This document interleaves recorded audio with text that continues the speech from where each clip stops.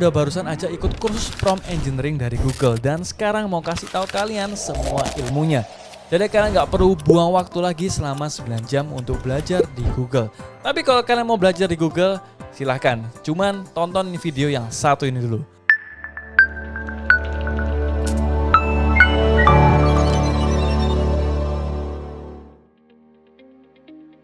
Tapi kalau kalian cuma dengerin aja nggak cukup ya. Jadi better kalian take notes dan subscribe YouTube channel ini untuk next konten dan video ini. Gua akan ajak kalian jadi lebih aware dan lebih paham dari 90% orang di dunia tentang prompting di AI berdasarkan Google Course yang baru aja gua jalanin. Oke, langsung aja masuk ke struktur di Google Course-nya. Yang pertama itu adalah kita akan membahas bagaimana menyusun prompt yang benar menurut Google. Dan yang kedua, apa teknik-teknik prompt yang bisa kita pelajari dari chain of thought, tree of thought, dan prompt chaining.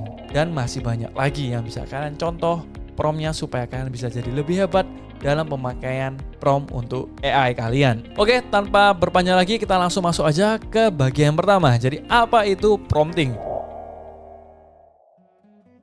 Jadi prompting itu adalah bahasanya kita untuk bisa kita ngobrol sama AI supaya AI-nya mau ngasih output yang sesuai yang kita mau. Jadi menurut Google ada kerangka kerja 5 langkah yang harus kalian pelajari, yaitu adalah task, context, references, evaluate, iterate. Jadi gua rangkumin aja di sini adalah tupai, curi, roti, emas, hitam.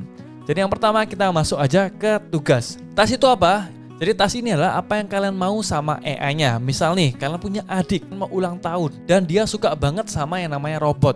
Dan kalian bisa bilang, kasih ide hadiah apa yang berhubungannya sama robot untuk ulang tahun adik gua. Nah, prompt ini sebenarnya udah oke. Cuman, kalian lebih oke kalau bisa kalian tambah 2 hal ini ya. Yang pertama ada persona, peran yang kalian mau AI-nya jalanin. Misalnya, kamu harus jadi ahli robot ya. Terus kasih ide hadiah robot buat ulang tahun adik gua. Hasilnya bakal jauh lebih detail dan dibagi-bagi berdasarkan jenis robotnya. Yang kedua ada format output. Jadi biasanya cuma daftar biasa. Tapi kalau kan lebih pengen rapi kan bisa bikin dalam bentuk tabel ya. Atau dalam bentuk bullet point, bentuk PDF, dan masih banyak lainnya. Dan yang kedua kita harus pahami ada yang namanya konteks ya.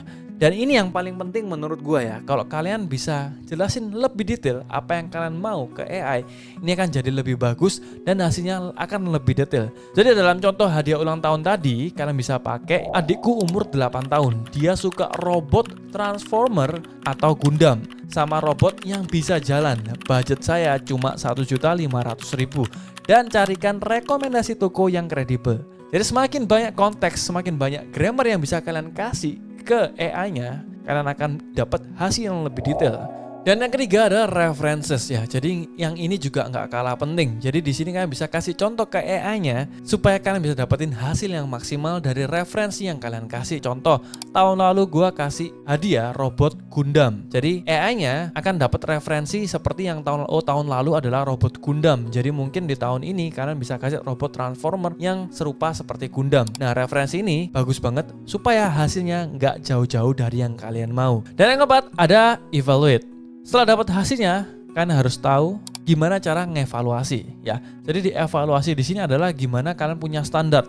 Semakin tinggi standar kalian akan punya evaluasi yang lebih bagus. Jadi yang kelima adalah yang namanya iterate. Jadi perbaiki lagi ya. Jadi setelah kalian udah tahu evaluasinya apa, yang kurang di mana, kalian bisa masukin iterate. Di sini prompting juga penting banget ya. Jangan sampai sekali prompt itu biasanya memang nggak terlalu bagus. Jadi fokusnya lebih ke memperbaiki lagi. Jadi kalian cek mana yang kurang. Semakin kalian bisa ngerti mana yang kurang, hasilnya juga akan lebih bagus. Jadi contoh yang seperti tadi, di tugas sederhana tadi yang kasih ide hadiah ulang tahun, kalian bisa terus kasih yang lebih bagus dan mulai perbaiki dengan tambahan persona, konteks, sampai contoh di akhirnya supaya hasilnya memuasin kalian. Jadi intinya selalu terus perbaiki sampai dapat apa yang kalian mau.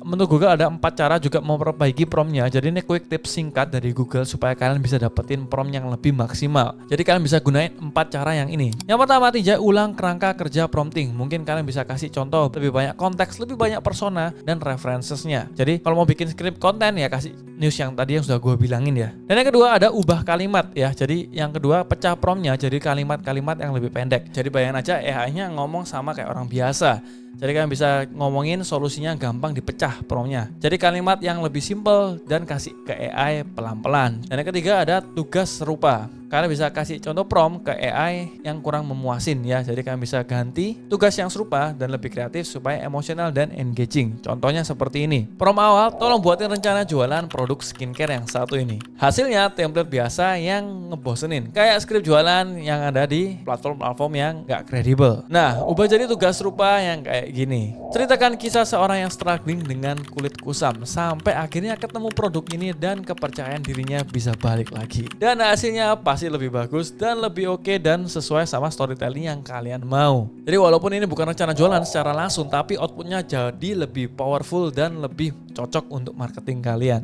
Analoginya kalau kalian mau bikin teh, tapi tehnya hambar, jangan tambahin gulanya. Mending kalian buat dari nol. Coba mintain es teh manis segar habis panas-panasan di jalan. Outputnya jadi lebih beda. Dan yang paling bagus menurut gue adalah yang keempat. Kasih batasan. Cara perbaiki keempat adalah kasih batasan. Contoh, kalian mau punya playlist lagu untuk traveling ke China. Buatin traveling lagu yang musiknya hanya di tahun 2000 sampai 2010 yang pernah viral di zamannya. Dan hasilnya akan lebih sesuai sama yang kalian mau. Contohnya kalau mau bikin konten marketing, kasih batasan seperti maksimal adalah 300 kata atau 200 kata untuk konten-konten materi iklan. Jadi kasih batasan yang sesuai sama yang kalian mau, supaya hasilnya sesuai seperti yang kalian harapin. Jadi di batasan ini adalah supaya kalian bisa kasih batasan ke AI supaya tidak terlalu luas. Dan kalian bisa ngerucutin lagi apa yang kalian mau supaya hasilnya hanya di cakupan yang kalian butuhin aja. Oke, kita masuk ke chapter 2 yaitu multimodal prompting.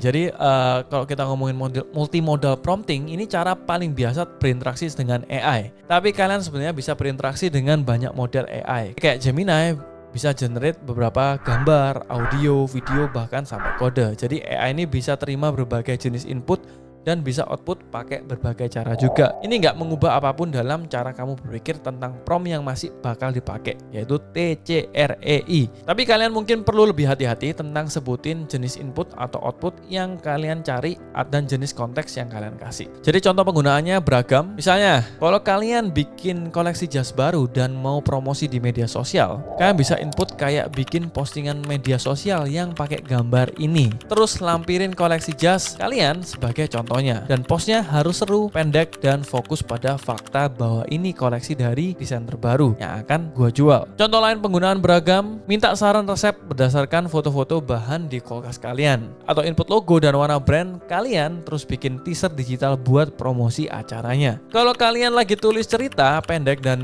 dapat inspirasi dari musik, coba input musik itu dan suruh ikutin vibes-nya buat suasana dan detail ceritanya. Jadi itulah multimodal prompting, jadi kalian bisa pakai input gambar untuk di AI kalian. Ini juga berlaku untuk di Gemini, ChatGPT, dan segalanya. Jadi multimodal prompting ini kalian nggak cuma terpaku sama teks aja, kalian bisa pakai banyak hal dari foto, terus juga link website juga bisa dimasukin ke AI kalian untuk belajar untuk kebutuhan kalian. Oke, chapter 3, masalah utama pakai AI. Jadi kalau kita pakai AI itu nggak cuma masalah di prompting doang, tapi kalian juga harus paham AI ini juga bisa berhalusinasi. Yang pertama ini adalah halusinasi ya, jadi semua AI yang kita kasih tahu hasilnya tuh biasanya nggak konsisten dan kadang cenderung salah atau bahkan nggak masuk akal. Nah contoh kayak kalian tanya AI berapa banyak huruf R dalam kata strawberry, dia bakal bilang ada 2 R dalam strawberry-nya, dan ini bias ya. Jadi yang kedua bias ya. AI ini dilatih oleh data manusia. Jadi kalian nggak bisa percaya 100% sama yang ada di data AI yang udah kasih. Jadi solusinya adalah human in the loop. Manusia tetap meriksa. Jadi buat kurangi masalah kayak gini, gue saranin untuk selalu diperiksa, dibandingin, dicek juga, di riset juga.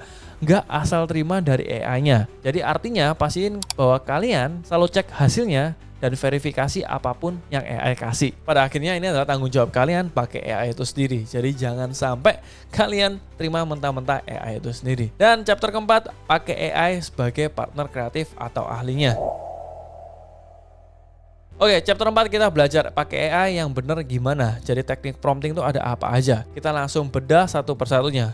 Jadi pertama yang kita bakal bahas adalah teknik prompting ya, yang canggih dari prompt-prompt yang sudah kita pelajari. Yang pertama adalah apa itu prompt chaining. Bayangin kalian lagi main Lego. Yang pertama kamu pasti pasang balok pertama ya, kasih tahu AI topiknya apa. Dan yang kedua, kamu tumpuk balok kedua, minta AI bikin ringkasannya. Dan yang ketiga, kamu minta tambahin balok ketiga, minta AI bikin tagline yang seru. Jadi balok-balok itu seperti nyambung ya. Jadi satu bangunan, nah itulah namanya prompt chaining. Ngasih perintah AI pelan-pelan satu persatu supaya hasil akhirnya pas banget sama yang kalian mau. Jadi dipecah promptnya menjadi per part. Contoh super gampang, kayak kalian jualan novel, kalian pasti punya banyak novel keren dan mau banyak orang baca ya. Caranya masukin aja naskahnya ke AI dulu, terus yang selanjutnya tolong buatkan 3 ringkasan 1 kalimat untuk cerita yang satu ini. Dan yang kedua, pilih yang paling oke. AI kasih 3 kalimat, kamu lebih suka yang mana tapi mau lebih fokus ke misterinya. Dan yang ketiga ada perintah baru, gabungin ketiga ringkasan itu tapi tekanin plot twist yang misterius. Jadikan tagline pendek yang bikin orang penasaran. Dan kan dapat langsung aja tagline kece-nya. Dan yang kelima kan bisa ajak AI-nya bikin rencana promosi untuk launchingnya. Jadi buat jadwal tur buku 6 minggu, kota mana, acara apa, dan promosi di media sosial apa. Dan boom, selesai. Dengan prompt chaining kalian bisa ngarahin AI langkah demi langkah. Kayak ngajak temen main Lego sampai jadi rencana pemasaran lengkap yang gampang dipahami. Jadi prompt chaining itu kayak main Lego bareng AI, kita taruh blok perintah satu persatu, tiap blok nyambung ke balok selanjutnya. Kalau terus disusun rapi, akhirnya kebentuk bangunan yang persis sesuai yang keinginan kita. Entah itu tagline kece, ringkasan cerita, sampai rencana promosi lengkapnya. Jadi kuncinya simple ya, beri instruksi bertahap dan berurutan supaya AI ngerti dan hasilnya maksimal. Dan yang kedua ada chain of thought prompting. Jadi apa itu chain of thought? Bayangin kalian lagi ngerjain soal matematika terus bu guru bilang tunjukin cara ngitungnya gimana. Nah, di AI itu juga bisa kayak gitu. Jadi sebelum kalian kasih pertanyaan, contoh 17 kali 23 itu berapa? Tambahin kalimat ajaib yang satu ini. Jelaskan proses pemikiranmu dari pertanyaan di atas. Ngerinci langkah demi langkah. Dari 17 kali 20, 340. 17 kali 3, 51. Jadi kalau di total ada 391. Jadi bukan cuma jawab langsung, jadi 391. Tapi juga nunjukin cara dapetnya gimana. Jadi kalau ada langkah yang keliru, kalian bisa gampang nemuin dan benerinnya. Kalau misal ada langkah yang salah di step by stepnya, kan bisa benerin step by stepnya. Kenapa ini penting? Karena ini jadi lebih transparan. Jadi kita ngerti apa yang ada di kepala AI. Dan kita bisa belajar bareng. Kalau hasilnya aneh, kalau kita nggak ngerti harus revisinya di mana. Dan hasilnya pasti lebih akurat, langkahnya lebih terstruktur, bikin jawaban makin lebih tepat. Jadinya chain of thought promptingnya kita membongkar gimana cara AI berpikir dan kita bisa koreksi di step mana yang perlu kita koreksi. Oke, yang lanjutnya ada tree of thought prompting ya. Jadi bayangin kalian lagi ada di pohon besar dengan banyak cabang. Ada cabang A, ada cabang B, ada cabang C. Jadi contohnya nih cabang A, B, C ini seperti jalan ide yang beda-beda. Jadi kalian bisa naik sedikit di setiap cabang, lihat pemandangannya lalu mutusin cabang mana yang paling keren buat diterusin. Jadi itulah tree of thought prompting. Jadi kita bisa ngasih AI beberapa ide sekaligus. Terus kita pilih cabang yang paling kita suka dan gali lebih dalam. Cara pakainya gampang banget. Kan langsung aja tanya AI bikin beberapa ide. Tolong kasih 3 ide desain gambar untuk halaman kursusku. Dari yang simple sampai super detail. Nah, AI akan kasih tahu tunas ide pertama tentang ini, tentang ide 2 tentang ini, ide 3 tentang ini. Jadi kalian pilih aja cabang favoritnya. Jadi pilih dari 3 ide tadi, pilih satu yang menurut kalian suka. Jadi langsung aja kembangin ide kedua, kasih 3 skema warna yang berbeda. Jadi ulangi aja sampai puas. Terus minta variasi lagi, layout, font, animasi sampai gambarnya pas di hati kalian. Oke, kenapa ini penting? Ya banyak pilihan sekaligus, nggak terpaku sama satu ide doang, jadi kreatif dan lebih fleksibel. Bisa lompat ke cabang lain kalau cabang awal lebih buntu. Dan kalian juga hemat waktu, dapat alternatif cepat tanpa brainstorming sendirian. Oke, kesimpulan singkat tree of thought prompting itu adalah kayak kalian manjat pohon ide. Jadi kita bisa beberapa cabang, pilih cabang terbaik yang kalian mau, lalu naik terus sampai ke puncak. Dengan cara ini AI bakal bantu kamu explore banyak ide lebih cepat. Mudahin kalian nemu solusi paling keren untuk tugas kreatif apapun. Oke, itu aja teman-teman Google Prompting Essential yang kalian baru pelajari dan kalian bisa skip 9 jam proses belajar gua. Kalau konten ini ngebantu kalian, jangan lupa like videonya biar algoritma tahu banyak yang mau belajar AI. Dan yang kedua, ada subscribe dan pencet loncengnya supaya nggak ketinggalan tips AI berikutnya. Dan gua janji bakal makin mind-blowing untuk next AI tools lainnya. Dan yang ketiga, drop komen di bawah teknik mana yang kalian pengen coba duluan. Gua bakal nongkrong di kolom komentar dan jawabin pertanyaan kalian. Dan yang keempat, jangan lupa lupa share video ini ke minimal teman kalian yang butuhin upgrade skill promptingnya biar perjalanan kalian nggak sendirian. Oke, thanks a lot for watching. Work smarter and grow faster, and see you in the next video. Peace out.